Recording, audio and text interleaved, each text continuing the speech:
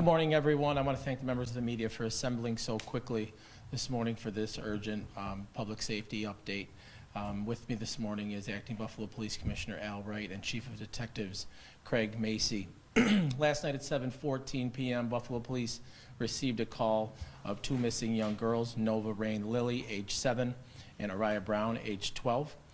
Nova Lilly is a 7-year-old white female with blonde hair, last seen wearing a white shirt, pink jacket, and blue pants. Araya Brown, age 12, is a black female, last seen wearing a black jacket, black jeans, and black Adidas. Through video surveillance, they were last seen sometime around 6:30, in the neighborhood of 6:30, in the neighborhood of Main and Utica streets. If anyone has any information, any tips, any sightings, please, we are urging that you please call 911 immediately so that our detectives continue to look for these two young girls.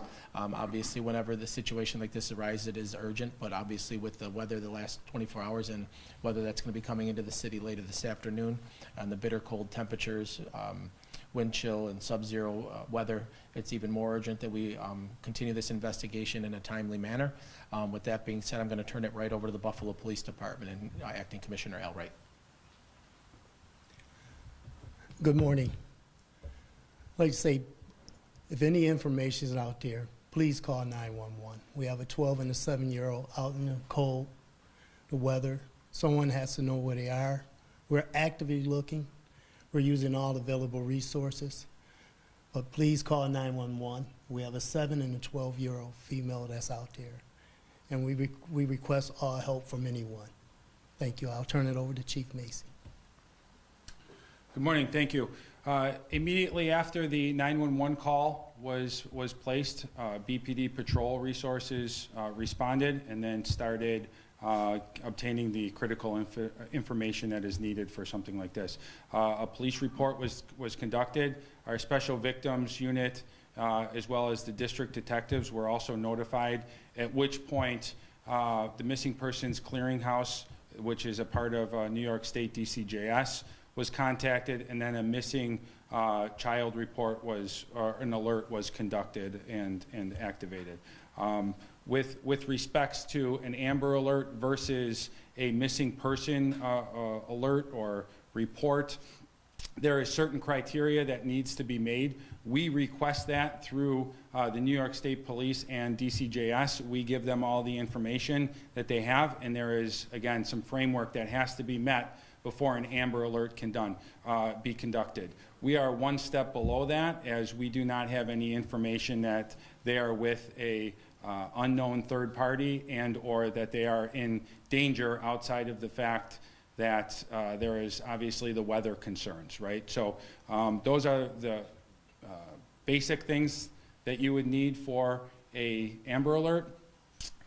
Going back to everything that has been conducted by our officers, we have done essentially a grid search from the last location, which was the address where they were living at Child and Family Services on Delaware Avenue.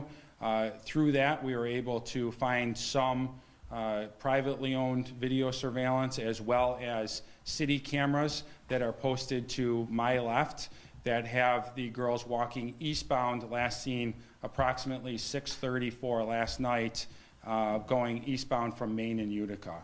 Again, as the mayor said, we have a physical description of them, and that is captured and recorded on that video to my left. So Missing Person Clearinghouse also did a poster for other entities in Western New York and throughout the state.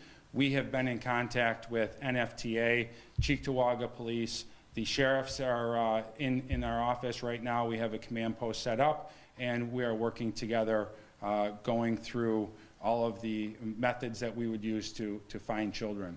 Last September, we were able to have New York State DCJS come and teach a missing persons training, which we were in part of. We spent, I believe, approximately 6 or 7 detectives, a supervisor, and some members from the sheriff's office. So we're using those methods that was taught to us and essentially reinforced in this case right now. So I believe I covered pretty much everything. If the mayor has anything or the commissioner, last. Thank you. Thank you, Commissioner. Thank you, Chief. As it was stated, 7:14 last night, call comes in. A few minutes later is dispatched, and shortly thereafter, officers on scene and the Buffalo Police Department's detectives unit and everyone else working this situation ever since. I think Commissioner Wright touched on it, and what's urgent is, you look at this video and see these two sweet faces, and so if anyone has any information, any sightings, any tips, please, if you think it's even a possibility, please call 911 immediately so that we can follow up on those leads. And with that, I will open it to any questions. Who called 911 and what was that conversation on that recorded line? So that call came in from Child and Family Services, where the kids are living at this time. And they just put out that there was a missing person under 12, which ended up ultimately being dispatched to patrol. Was there concern? Was there some sort of urgency on their part? There's always a concern when kids this age are missing. With the actual verbiage, I'm not familiar with, but I know what the CAD said, and I've talked to the detectives. Was there any inclination that they had been planning to leave this house, or what was the conversation with those folks in that home? So there is not, at this point, any information that this was pre-planned. One of the children has exhibited runaway behavior before. But that does not mean that we are any less concerned, because there are secondary and tertiary effects that can happen not only with this weather, but when there's two kids that age that are not under adult supervision. Maybe you can go into detail on that for me. As the chief right now, what is your biggest concern outside of weather? I think there's probably too many, and everybody has seen the news on a regular basis. There's a lot of threats out there in the world. Are you talking like child trafficking? Yeah, Ed, you're talking about a 7-year-old and a 12-year-old. Obviously, everyone knows the concerns that can arise of them being unsupervised roaming the streets. I have an 8-year-old and a 10-year-old, so it hits home with me, obviously, knowing that these two young children could be out there wandering the streets. One of the children very unfamiliar with the neighborhood, with the city of Buffalo, so it's of great concern, obviously, lack of familiarity with the surrounding neighborhood, but you're talking about a 7-year-old and a 12-year-old, and I think we can all draw to conclusions what obviously the concerns are. Looks like, are they wearing backpacks? Is there a backpack in there, or have you located the backpack? What's in the backpack? So we believe that there is one child with a backpack. That has not been conveyed, the items that are in there, but video surveillance shows what is consistent with a backpack. Do you know anything that's missing from where they were staying might be in the backpack? Are there clothes? We have not been given that information.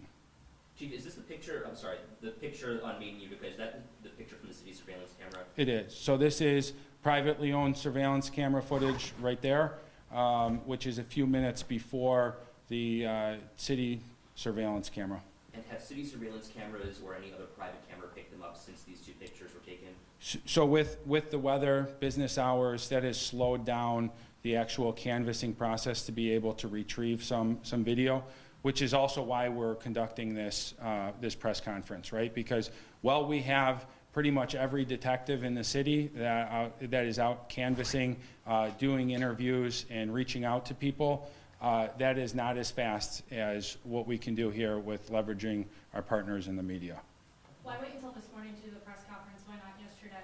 So that's a very valid question with respects to timeliness. However, we did not have some of this video last night, and at that point, all we have is two missing kids with the images that we put on Facebook almost immediately. What was also conducted last night during that search that we were doing, we had our canines out for tracking, which snow slowed that down, as well as we had our drones up in force looking for heat signatures, and nothing was shown from there. Do you know of any relationship between the two children? Is there concern that they might get separated from one another? So that second part of your question, the concern of them getting separated, is a concern. The first part is we believe them to not have any relationship prior to their placement in that facility. Do you know how long they've been living here? I don't. And do you know if there are procedures in place or what goes on inside the house to make sure that something like this doesn't happen? I can't comment on other agencies' procedures. Not only, I can't comment on it because I personally don't know, but I just also wouldn't comment on it.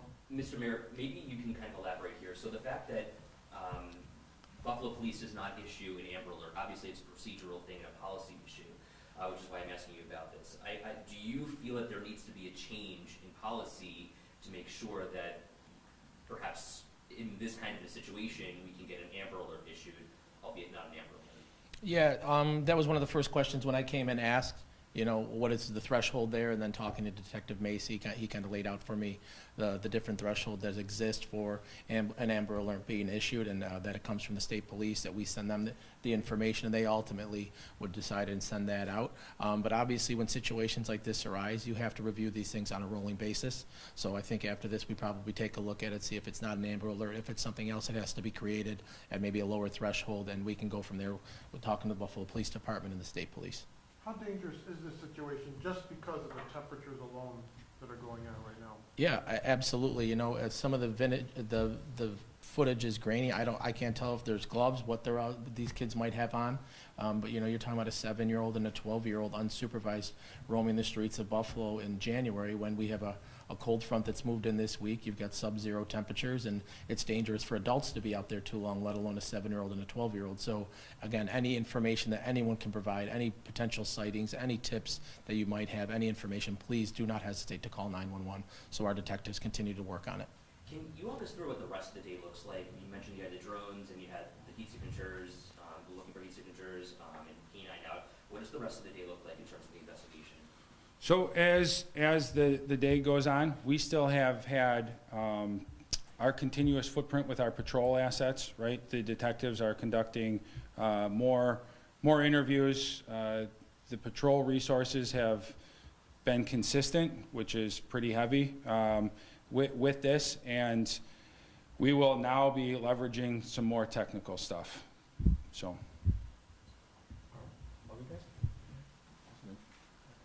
Thank you, everyone. Thank you.